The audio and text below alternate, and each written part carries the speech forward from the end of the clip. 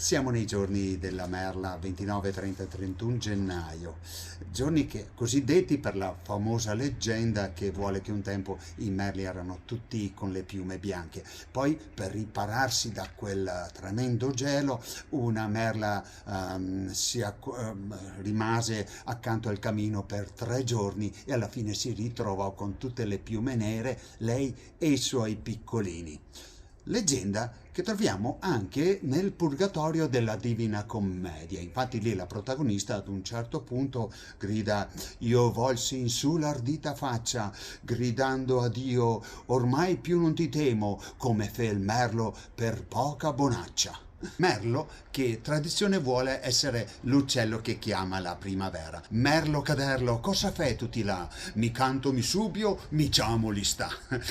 Merlo nella tradizione orale è anche riferito ai soggetti un po' stupidi, è il bauco. Non a caso, quando mi prendono in giro per i capelli bianchi, io rispondo sempre sì, perché che resta mori, se so chi merli.